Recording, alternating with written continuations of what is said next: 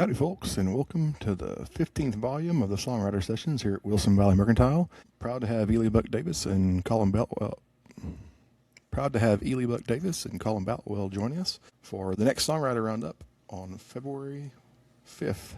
Colin, Eley, thank y'all for joining me today. Glad to have you all here. Looking forward to the next roundup. February. I'll get the right month here in a minute. February the 5th, I think. First and third Thursdays of every month is the Songwriter Roundup. So, again, thank y'all for being here. Colin, start off with tell us how you got your start in music and a little bit about how you got to Texas. You don't hail from here originally, but we're glad that you made it here. And we also always love seeing you in the tasting rooms. Tell us how you got your start and how you got to Texas. Yeah, I got a guitar. My buddy, I think we were in like middle school maybe, and he had a guitar, and I was at his house and I was messing around with it. So I was like, man, this is kind of cool. So I think I asked for one for my birthday or something like that, and just I guess it stuck, Started listening to different, bands that my brothers listened to, that my dad listened to, and just kind of that's what kind of started me on my musical path. And then I decided when I was 25 that Texas was a cool place for music and left Massachusetts and came down here. And it's been 10 and a half years now that I've been down here. A great decade and a bit. Yeah. Yeah. So, for the audience, describe your music a little bit. It's kind of like a singer-songwriter, folk country, Americana kind of style, I guess. A little bit of everything. All right. So, what's new and exciting? I know I've heard you talk about a new album for like 2 years now. So, Yeah. how far out is that new album?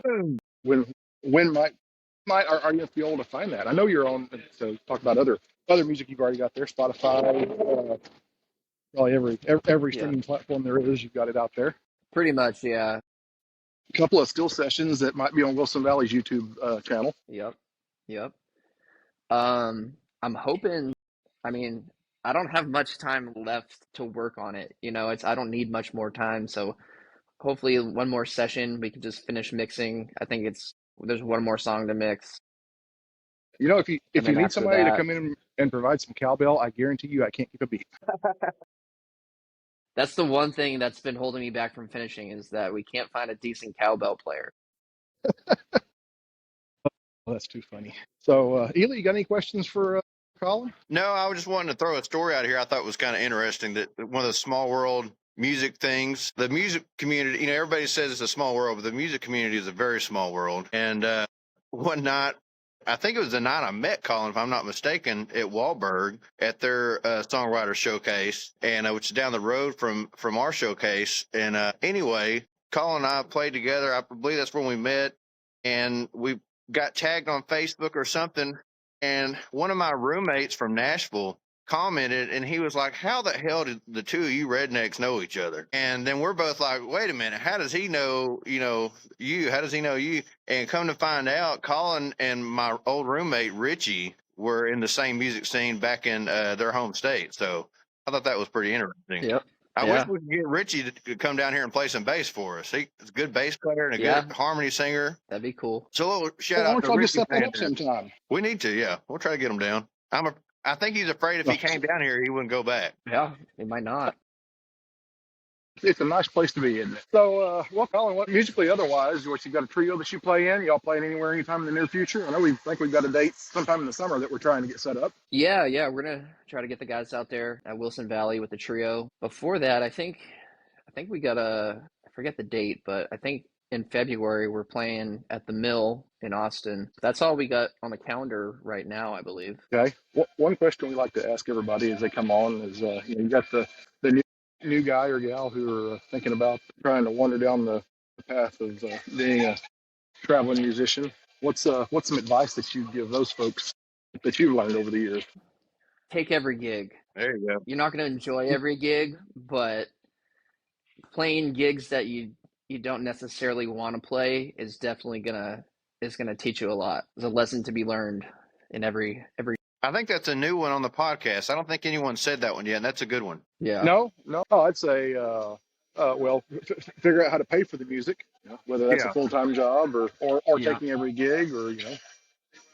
One of them that someone said most recently, I think it was Mary Charlotte, said, and this is a big one for me, have some kind of, it doesn't have to be a tuning pedal, but have some kind of pedal that you can turn off your guitar. So before you unplug, it makes it so much easier on anybody running sound or, and that's not just the guys running sound appreciate that. Yes. Well, and that's not just the musician, entertainer in general. That's to me, and I was told that in a very harsh way. So at least we're providing this. So we'll talk about influences. I mean, we talk about what your music is, but what are the artists that really influenced you to make your sound? Artists, songs, any of the above. I feel like starting off, I was really into like metal, so a lot of like Metallica, they were a favorite, Led Zeppelin, and like as I get a little bit older, it was like, oh, like Merle Haggard, and really like you know a lot of the 80s and 90s country, Mark Chestnut, and Dunn, stuff like that. Because I started, as I became more of a writer, I started gravitating back towards country music because, there's a story. They're like story songs. And I was like, okay, I can relate to that. But yeah, I still listen to everything, I'm definitely influenced by all genres pretty much. I think that's good when becoming an original artist is to have all those influences. Because if you only listen to one thing every day, Yeah. more than likely you're not going to come up with anything original. You're probably going to come up with something that sounds exactly what you listen to every day. But if you have multiple influences, I mean, I listen to reggae sometimes. I don't I get the reggae mood. It shows itself in White Trash Resort now, doesn't it? It does. I might go. That's a good. Do what? Go ahead, Eley. I said that's a good segue into Colin's White Trash song too. Yeah. We do have to do a back-to-back White Trash. Maybe we need to come up with like a little mini White Trash record or something. There we go. Well, here's the thing. The next rendition of the Still Sessions is going to be sometime in April. I don't have it scheduled yet, but we could just go ahead and record both those in the mix. Yeah. So, hey, I think it just got scheduled. So. No choice now. I'm in. So, anything you want to tell folks? Well, I would like to say keep your eyes peeled for my new EP, but who knows when it's coming out. I think I've heard that for, like I said, about 2 years now. Yeah. No, I'm excited about it. No, I hope to finish it soon. All right, guys. Well, thank y'all. Again, this was Songwriter Sessions with Colin Boutwell, Volume 15. You believe we've done this 14 other times, Eley? What now? Go like that? What'd you say? This is number 15. You believe that we have done this 14 other times? Can you believe that? I can't. I'm surprised. Yeah, surprised I made it this long. We'll do it again in a couple weeks. All righty. Well, thank y'all for being here, and we'll see y'all on thanks for having me, guys. First Thursday, which I think is February 5th. I got the right month this time, but I'm not positive about that. So, see y'all soon.